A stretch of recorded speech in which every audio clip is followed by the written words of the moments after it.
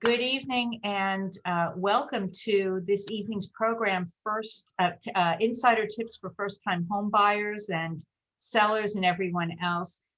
Rosemary Klepfel and I, Zahava Schechter, will be presenting on this very important topic tonight. We'd first like to thank the Hillside Public Library for providing this very informative and what we hope will be an interesting program to the attendees. Thank you so much for having us. And we do have a chat function. If you have a question, please either type in your question for chat or put it to the side. After Rosemary's presentation, we will be answering your questions. We will not be answering any specific legal questions or mortgage questions, but we will help you as much as we can. So here we go. I'm going to start my slideshow. And here we go.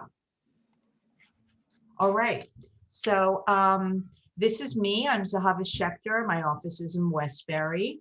And as I already said, please type your question in the chat box, or you can always contact me afterwards. I'm an attorney with more than 30 years of experience. Tonight, we're talking about real estate.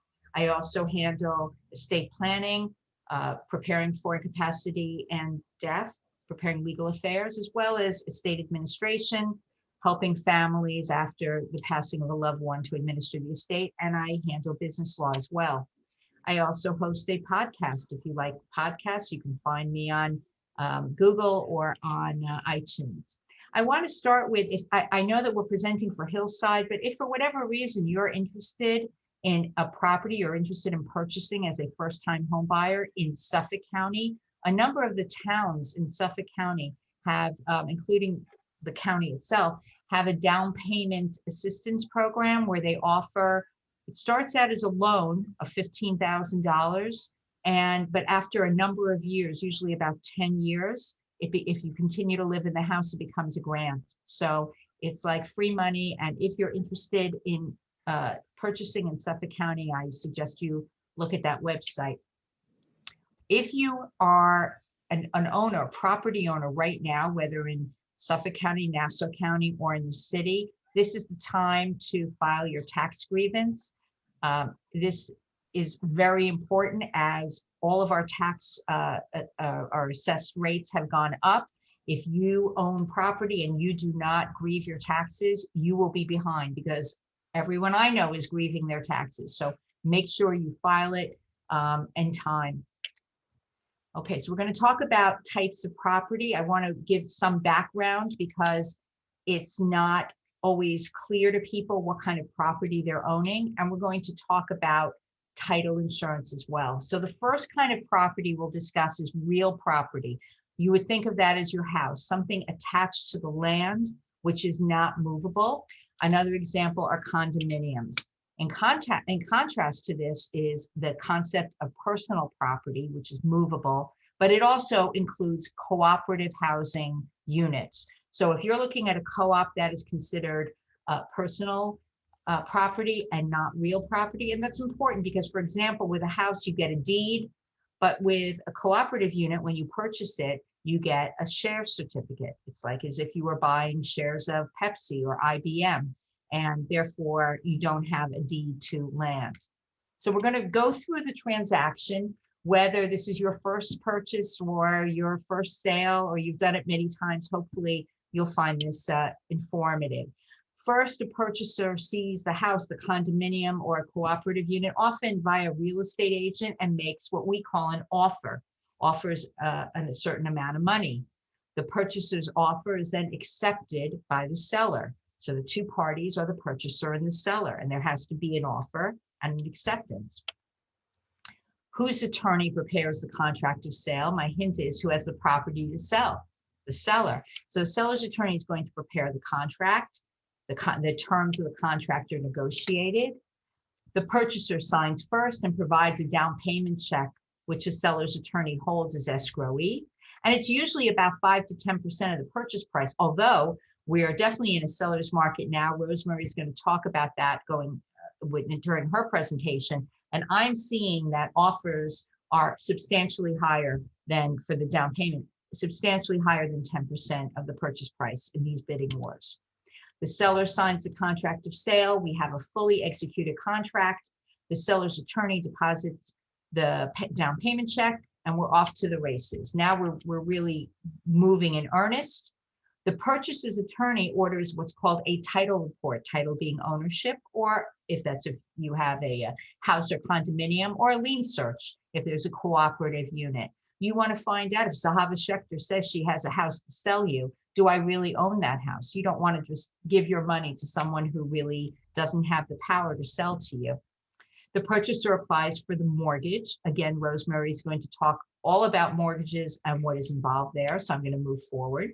Any objections to title are cleared. Let's say the prior seller didn't file a deed, or there's a problem for whatever reason in ownership. That has to be dealt with before the purchaser buys. The mortgage company will issue a mortgage commitment. Again, Rosemary will discuss that. The title company clears the file to close. The mortgage company clears the file to close. Closing documents are prepared. And finally, we get to the closing. Real estate law is one of the happiest types of law because the seller gets the money, the purchaser gets the house, and the real estate brokers get paid. Actually, everyone gets paid at that point. Happy ending. I know I went through that quickly, but that does take a certain amount of time, usually 6 weeks to 2 months.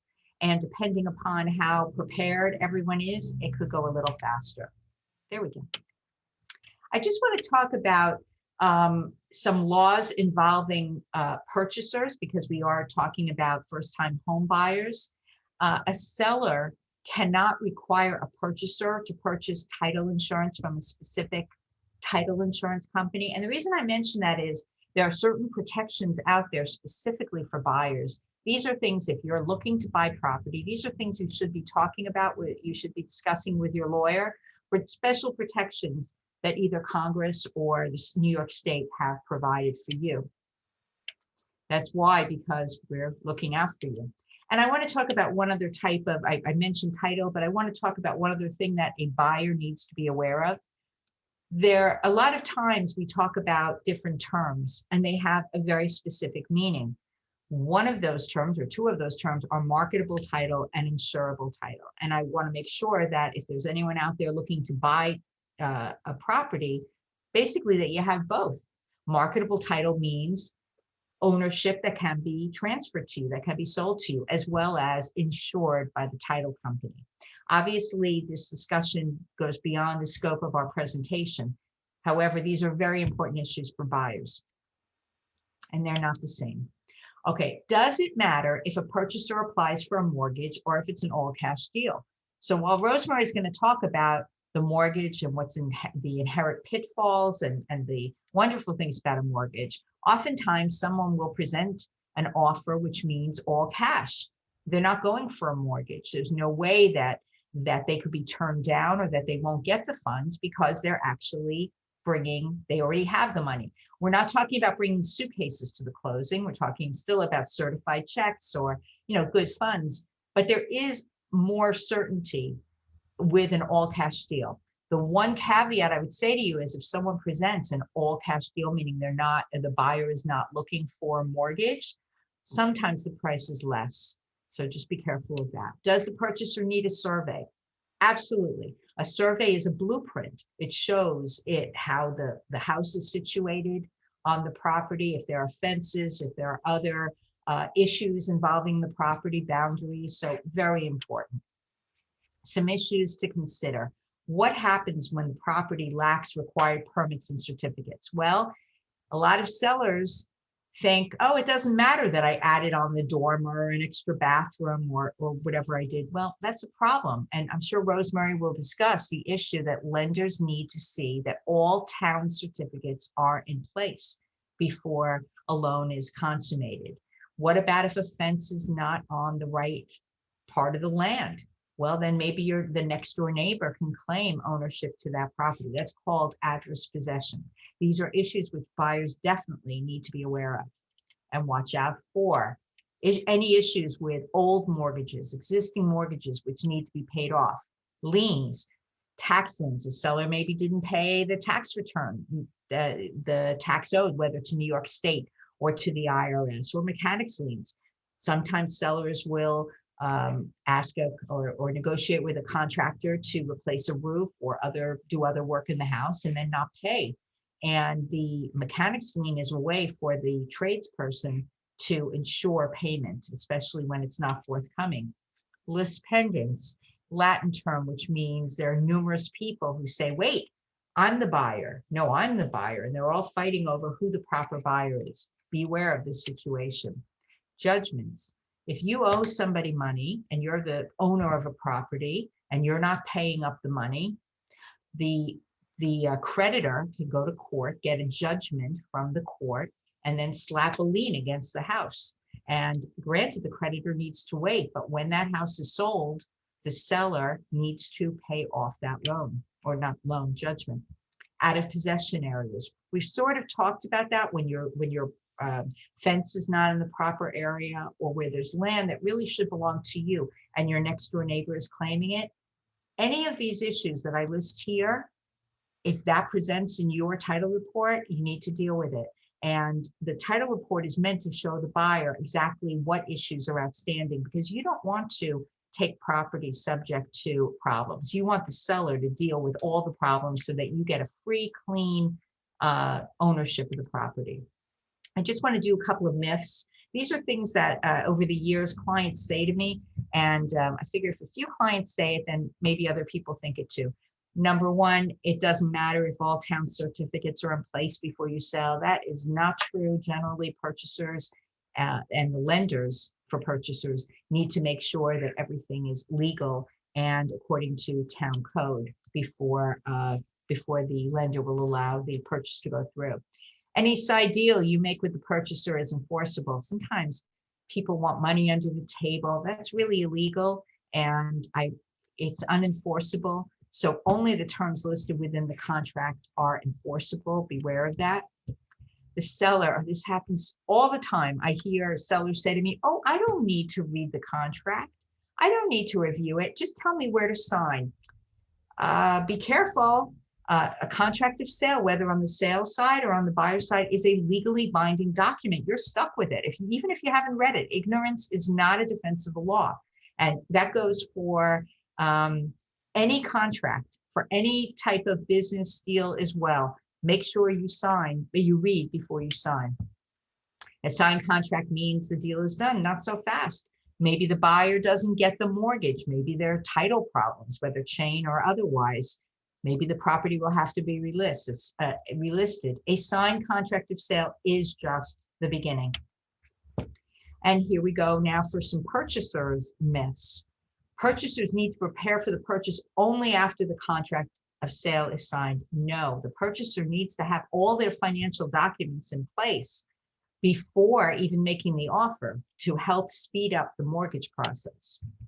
There is no difference between a condominium unit and a cooperative. No, that's not true either. Of course, there is a difference. As we've said, a condominium unit is real property. You get a deed, you have greater rights and decision-making powers. Cooperative unit, you're really stuck with what the co-op board decides. Once the mortgage commitment is issued by the lender, the purchaser can close. Not necessarily. Sometimes there are still conditions and terms which a buyer needs to complete. So having a good loan officer, mortgage broker is so important for a buyer, because that person, that professional, will help the buyer throughout the process and make sure it goes smoothly. Lenders' documents at closing are standard and do not need to be read. I'm going to go back to what I said before. You must read everything. Now, there's some documents, Fannie Mae or otherwise, you don't have any leeway over, but there are a lot of documents you do have some discretion over. Make sure you read them. And that's it. That's me. Thank you so much. And I'm going to turn the presentation over to Rosemary. Thank you, Savala. Let me just bring up my presentation. So she brought up some wonderful points that we should be aware of.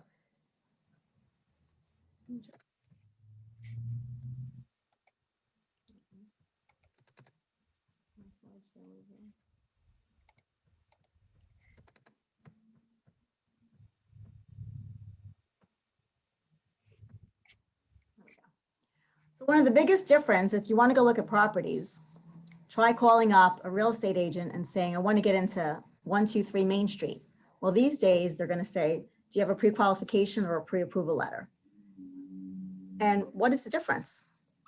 Well, pre-qualification letter means you called me up or you came to my office and you told me I have a 700 credit score, I make $100,000 a year, I've been at my employment for 3 years, and I have $60,000 in the bank. I have to release a pre-qualification letter based on that information alone. And it would basically be saying that based on the information you provided me, not that I verified, but that you told me that you would be able to purchase a home for this amount with this amount of down payment and this amount of property taxes. Whereas a pre-approval means you showed me your tax returns, you showed me your pay stubs, you actually gave me your bank statements. All the information is documented. I ran your credit report. I didn't base it just on what you told me, because believe it or not, some people think their credit score is 700 and it's 600, and some people think it's 600 and it's 700. There's things on the credit report. It's calculated based on credit history and other things. You might have missed a late payment and not even realized you missed a late payment, which have impacted your credit score.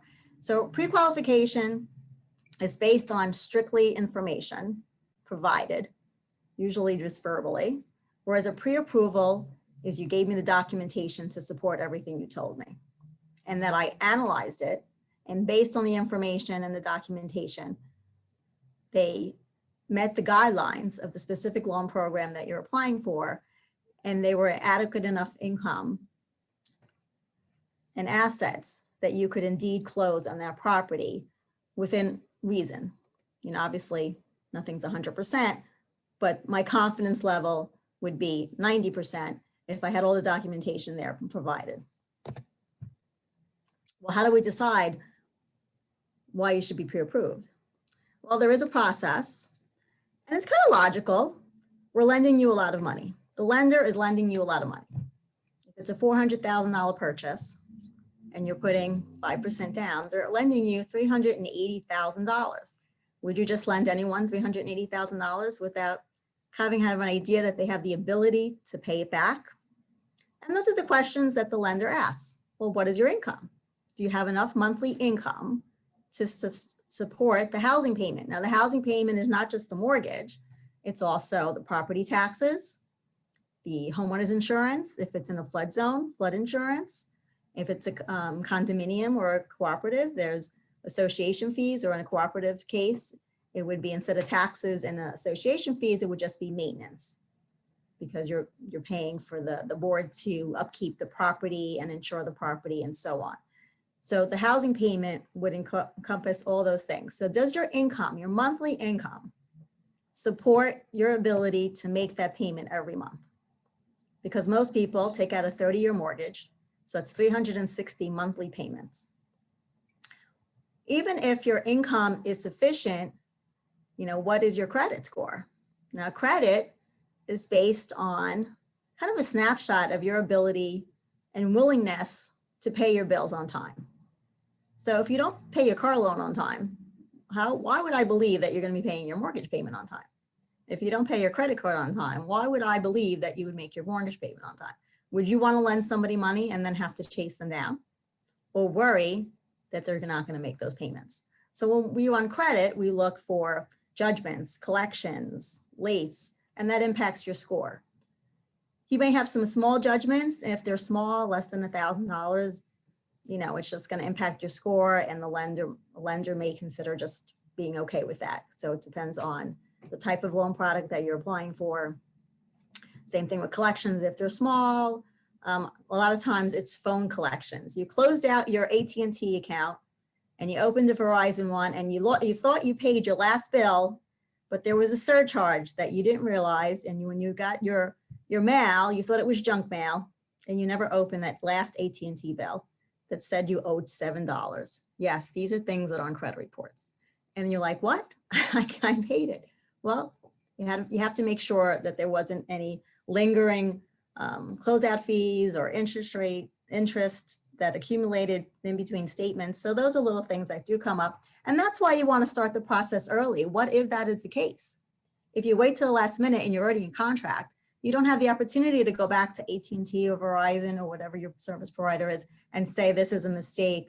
As a good longstanding client, would you remove the late?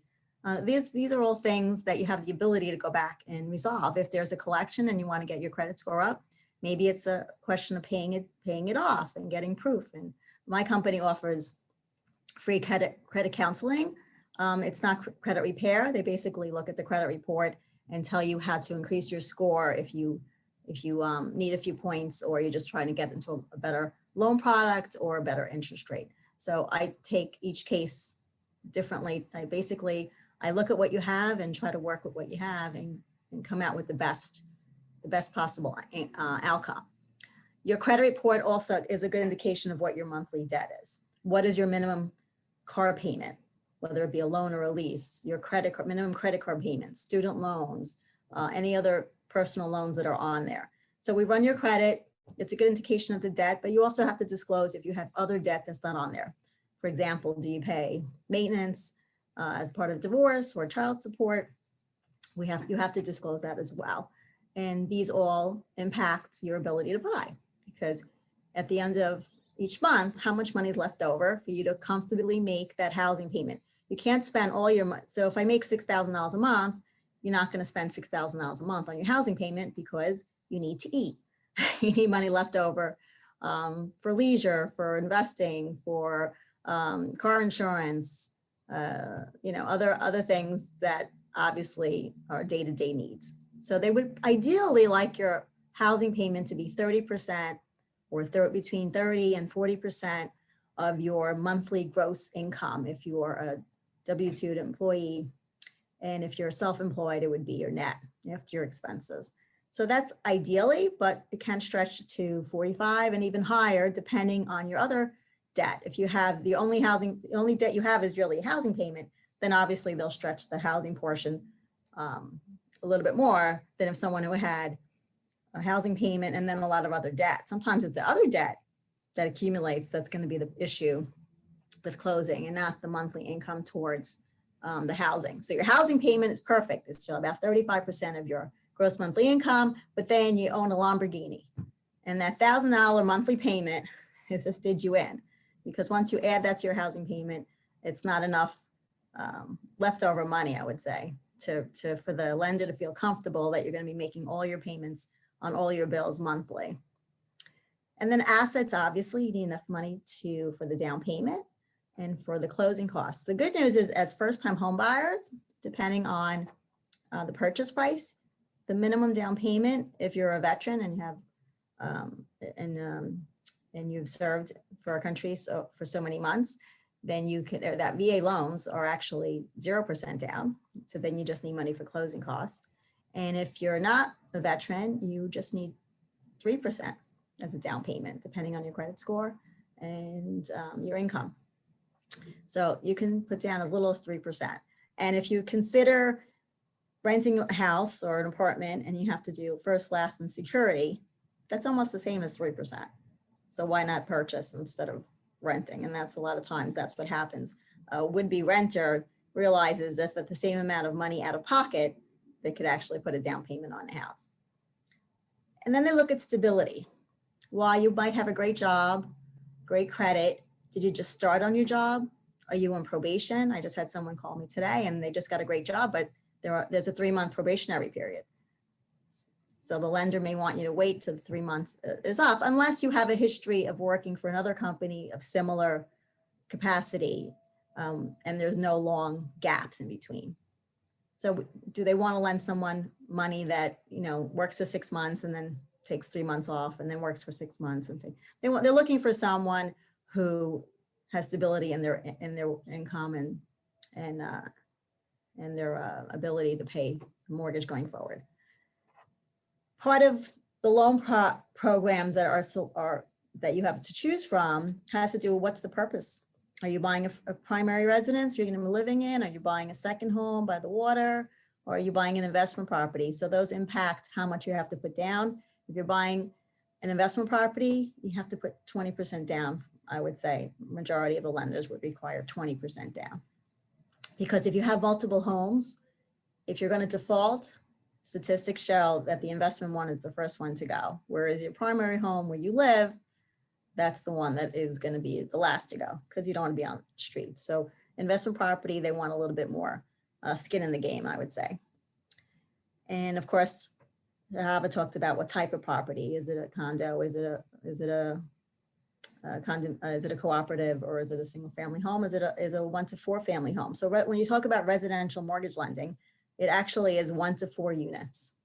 1 to 4 units is still considered residential. Anything beyond 4 units, then it goes into commercial. So you can buy a 4-unit property if you wanted to. You may have to put a little bit more down, but it is still considered residential. And as a first-time home buyer, you could still buy it. There might be additional guidelines, and if you wanted to use the rental income, we'd have to check in the guidelines as far as that as well. What are the guidelines? Well, most loans are sold to government-sponsored entities called Fannie Mae or Freddie Mac, and they are the government-sponsored entities that buy up most mortgage loans in our price point. And why do they buy them up? Well, my company did $65 billion in loans last year. Well, if we only had $65 billion in the bank, does that mean that we don't lend anymore? We have to wait for the next 30 years for everyone to make their payments? Instead, the lender bundles up we're a direct lender. So the lender bundles up the mortgages and sells them to Fannie Mae and Freddie Mac, who then sell them as mortgage-backed securities. And that's how, so basically it's a cycle so that we can continue to lend. So you have to, because they're going to buy those mortgage-backed securities, those mortgages, then that means we have to follow the guidelines that they want. So they're the ones that say we want 20% down. They're the ones that say we want this minimum credit score. So it's not just up to the lender. If you're trying to get, let's call it a conforming or conventional loan, we have to follow those guidelines. Now, of course, there's lenders that have other programs that would deviate from that, but a majority of first-time home buyers would follow into those rules. And then, of course, there's FHA, which is the Federal Housing Authority, as another program, and their minimum down payment is 3.5%.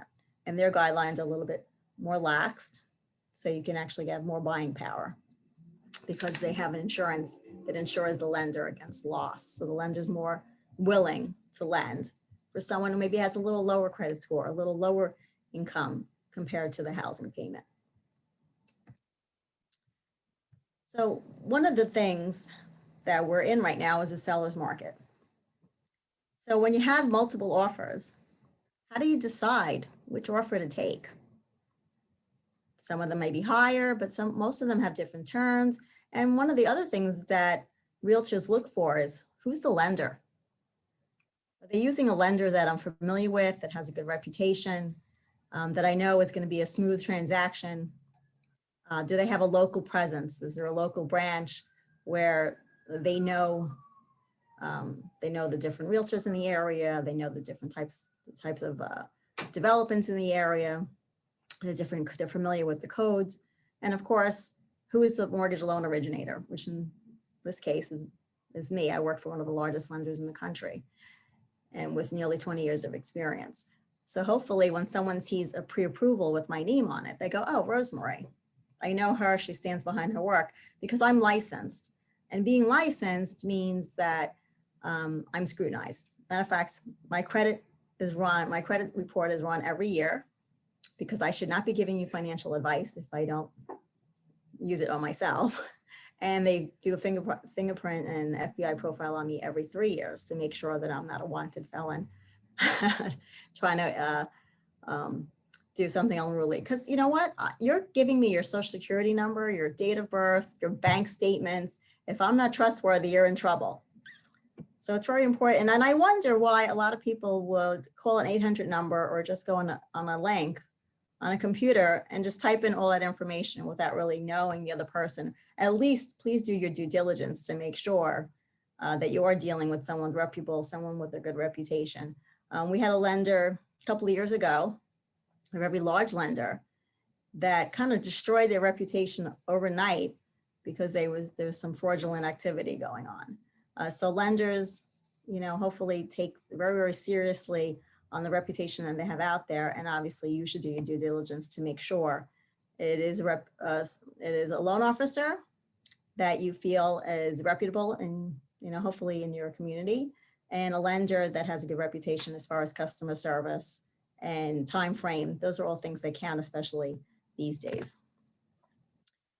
And with a loan originator, people ask me all the time, well, Rosemary, you're a mortgage originator, you must really like math. I hate math. It's not about the math. I punch in the math and the numbers are the numbers. What you need to do is take all the things you have, your assets, your debt, your credit, your work history. Are you just out of school? People don't realize if you're just out of school and you earned a degree in something, you can get a job the next day. And if it's a salary job, I can use that full income, even though you've only been there a month. You don't have to have a 2-year work history. They look for a 2-year work history, but if you have a good reason why you haven't been working, like you've been in school or you're earning a degree or you were an intern or an apprentice, if you have a really good reason that led up to that job, sometimes that 2-year history is not necessary. Perfect example is if you just got a degree in something. That means your 2-year degree or your 4-year degree or your 1-year trade degree, that counts for something. So don't dismiss. I think that's the myth out there is it has to be a 2-year degree, 2-year job history in the same job and you can't switch job. If you're at a job and you are getting a promotion or moving up to a different company, as long as it's the same type of field and there's a valid reason why you moved over. Now, obviously every lender is different. Some of them are a lot more conservative, but the guidelines as far as Fannie Mae and Freddie Mac, again, what they want is they want to see stability. So if you're working for a company and now you're doing the same type of work, it can't be I'm a landscaper and now I'm going to go do security. It's got to be I was a nurse and I worked at this hospital and I had a better opportunity working at the hospital across the street. So even though you didn't work for the same hospital for 2 years, it was a lateral move or an upward move. So knowing the different guidelines, knowing the different exceptions, being able to solve problems. If your credit score is too low, what can we do? If your payments are too high, what can we do? Can we pay something down? Can we get a cosigner? Working around the different issues that each individual has. It's not cookie cutter. Some people are, sure. Someone has 20% down, perfect credit, has been working at their same job for 10 years. That's pretty easy, but then things come up. Are there issues on the title? Did that $7 late fee on your AT&T all of a sudden show up right before the closing? That's when you want someone who's able to try to maneuver around the sticky situation and not just say, I'm sorry, you're denied. I take it very, very seriously. Owning a home changes people's lives. It's an investment, and statistics show that owning real estate creates wealth. It's a place that you're setting down roots, raising your family, taking off your shoes when you get home. And it is a safe haven. So there's a lot of reasons why buying a home is very impactful to someone. So we don't treat anybody like a number. And then of course, different towns have different codes and different aspects. So someone who's local obviously knows the difference between buying a house south of Montauk or north of Montauk. So when I say Montauk Highway, there is a difference, and being familiar with the area. And I personally give out my cell number, so you can call me anytime, whereas opposed to calling 800 number, try calling them on a Sunday afternoon, see if they pick up. That kind of thing. So it's important that you know who you're dealing with, or at least, again, do your due diligence, look for recommendations, look for testimonials, try to make sure that there is someone who are familiar with the New York landscape, because New York is definitely different from a lot of other parts of the country. And again, someone that you have access to. If you have a problem, you want to be able to contact them and try to work on a solution. If something comes up on title, if there is a last minute change, if the house doesn't appraise. One of the things that happens during the mortgage process is the house is the collateral. So you might be wanting to pay $400,000 for the house, but when an appraiser goes out and looks for other sales comparable to that property, did other sales in the area, other homes in the area buy for the same amount or for less? So the house again is the collateral. Sometimes if the appraisal comes in short, it becomes a part of negotiation, or you have to try to come up with the difference in the money. So if the house you're purchasing is 400,000 and it appraises for 395, the bank will only lend you based on the 395. So do you come up with the extra $5,000 cash, or do you have the ability to go to the seller and negotiate to meet them halfway, or to remove the $5,000? I just had that situation come up. The house was supposed to be $440,000. It only appraised for 420, and the seller was willing to take the 420. Will they always want to do that? It is a seller's market, so they might have had multiple offers.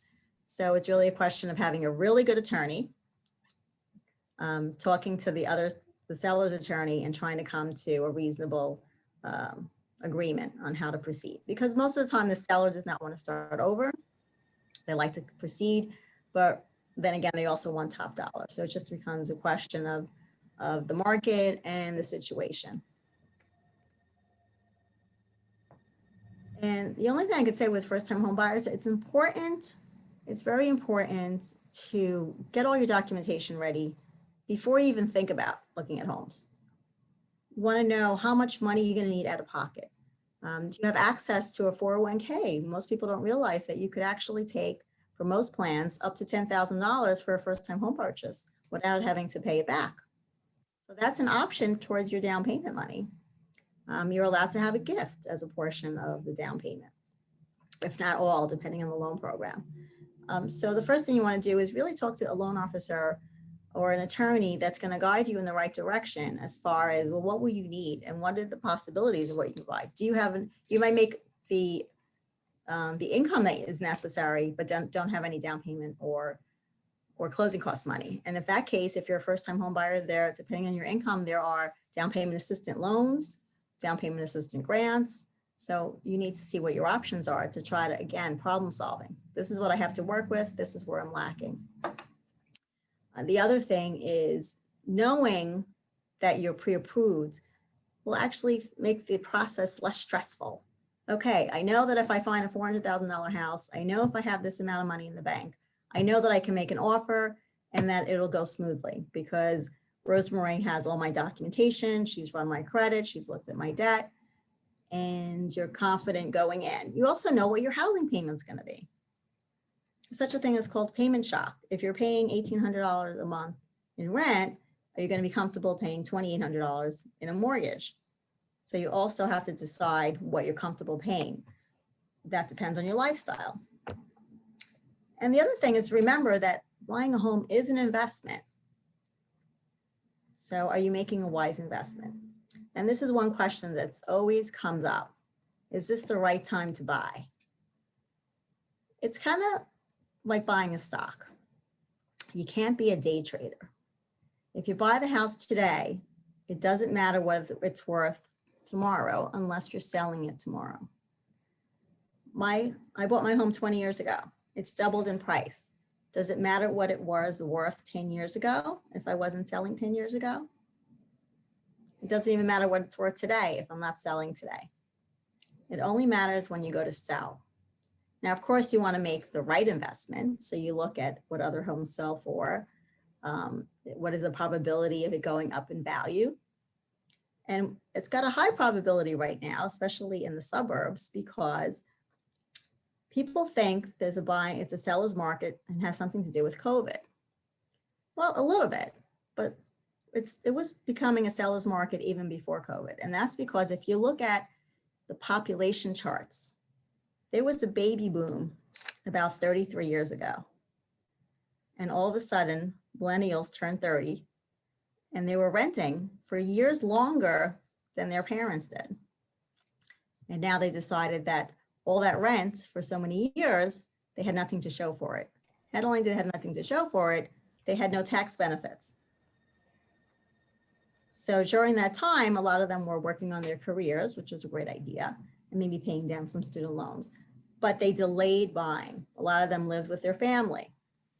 So the reason that we're having a seller's market is because there's a demand for housing. They're moving out of their family's homes, or they're just tired of paying rent, realizing that they had no control over the renewals of their lease. Does the rent tend to go up or down when you go to renew your lease? It either usually goes up, if not stays the same. And we have a perfect storm, low interest rates. So we have a high demand and low interest rates, which give people more buying power. So that also is causing a lot of buying frenzies because everyone wants to take advantage of the low interest rates. Because if you get a house today, even if you pay a little bit more, because of the lower interest rates, it actually would make your housing payment lower than if you paid less with a higher interest rate. So it's all about the math. So I say there's no time like the present to buy. And I actually had a seasoned realtor ask me the same question. Well, how do I know my client is buying at the right time? Because you don't want to overbuy, obviously. But my answer was, why do people buy new cars? It doesn't make sense financially. You buy a new car, it loses value the second you take it off the lot, unless it's a classic, right? The reason people buy new cars is because they want to enjoy it. If you're going to be driving around every single day, you want to be in something that you're comfortable with and you look forward to driving. It's the same with a home. A home is, yes, it's an investment, but it's also a place that you want to enjoy. You're going to entertain, and you're going to kick off your boots or your shoes every night. So buying is, and that's why it's such an emotional purchase. Mhm.